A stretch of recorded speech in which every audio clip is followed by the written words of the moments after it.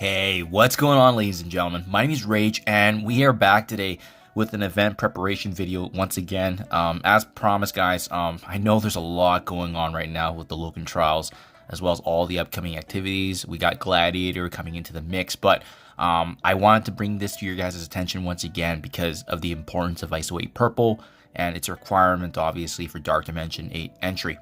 I already touched on this last week, but I wanted to refresh your guys' memory because there's been so many hoarding events going on that I figured I would do a follow-up just to re-clarify what's happening with the events going on. So, as per usual, guys, if you enjoy this kind of content, please give the channel a like and sub for future videos just like this to help you prepare, especially if you're free to play and wanting to crush these events, as we've already done in the past. So as you can see, big shout out as per usual to Quick Draw and his data mines.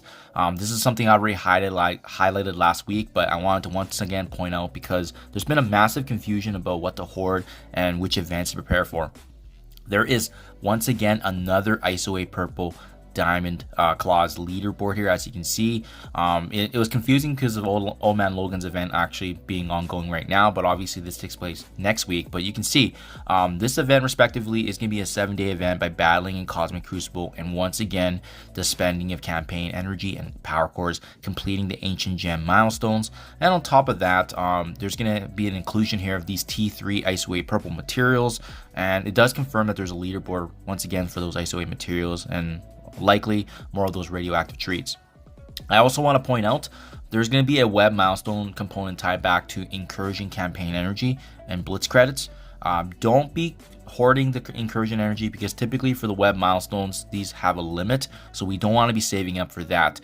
Now guys, the reason I want to point this out is because of the importance of not just the ISO 8 but as well, remember this is a very limited resource that we have right now in the game, and they confirmed already that the next month and a half there's gonna be more events like this.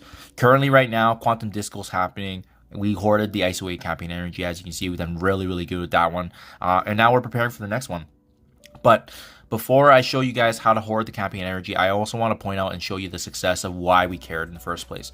Radioactive Prep was the first event. It's fully wrapped up now, and this was the very first leaderboard here featuring the ISO 8 Purple. And look, we were able to actually get in the top 5,000 ranking. Now, we're more prepared for this event now for the next one, being the Diamond Claws. So I'm pretty confident we can go higher than what we ranked up here. It's going to be a matter though of the spending of power cores. I think that's going to be kind of a deciding factor, but we got the top 5,000 here. And why does it matter, ladies and gentlemen? If you go over to the ranking, if they keep these similar awards, super insignificant in terms of what can be added to your account. The top 5,000 is, getting 800k in ions, 32k of these ISO 8 credits, which is 16 orbs, as well as 400,000 radioactive treats. That's a lot of crystals, ions that you could potentially get to buy from the store directly, which is why you really want to be focusing on these opportunities. They're limited. We don't yet know how ISO 8 Purple is going to be farmable yet following these events, so you just want to take advantage of what you can in the meantime.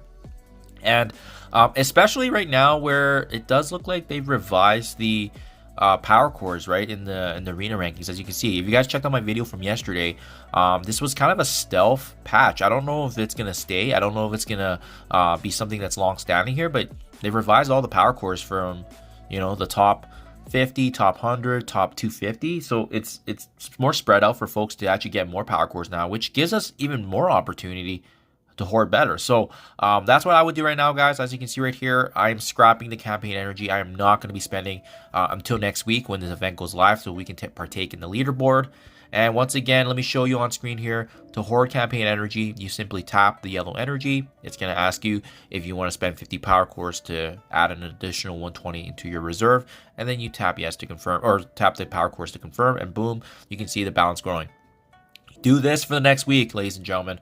And we're going to be starting off with at least 5 to 6k of campaign energy, which is going to give us a nice little head start for this event. That's how ultimately we were able to be very successful with the radioactive. Mind you, with radioactive, I had to spend some power cores for additional campaign energy beyond the 50s. But in the meantime, right now, we can take advantage of the downtime this week to core for campaign energy. And don't forget, make sure you guys understand what's happening with Quantum Disco. I'll link my video below as well if you guys know. But understand where your your ending target's going to be, so that way you know how much you may need to core or not core for this event. For example, if you're not able to reach milestone 16, maybe 15 is your highest mark, then it doesn't make sense to core for ISO 8 energy. So you just really need to predict where you're going to land, and that way you can save some resources there in the meantime for other events such as the Diamond Claws that's coming next week. So hopefully this helps you guys out, and again, I want to just be able to share this insight and how I've been successful with these hoarding campaign energy, and hopefully this is able to clarify what you need to do now, right? Currently there's an ISO 8 campaign energy, but there's no leaderboard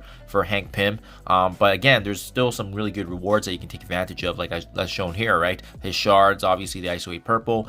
In the meantime, I would highly recommend saving up campaign energy for next week, because at the end of the day, you're going to be missing out on this milestone right here, the Strike Initiative campaign, which gives you 30 credits every day, which honestly isn't that much. In the grand scheme of things, in the Strike Pass, these rewards are something that you can get all across the game in other areas anyways, really. And Alpha Flight's coming to the game in terms of farm ability. I believe they're the next team following Spire Society, so they're coming very soon anyways, guys. That's not really going to be the focus here, but yeah, hopefully this helps you guys out. Let me know what you think in the comments below. Let me know what your strategy is overall, if you are doing this or not, or what's working or what hasn't been working for yourselves. But yeah, just wanted to share this insight. Thank you for your time as always, and again, huge shout out to Quick Draw and his data mines, and I'll catch you guys in the next one.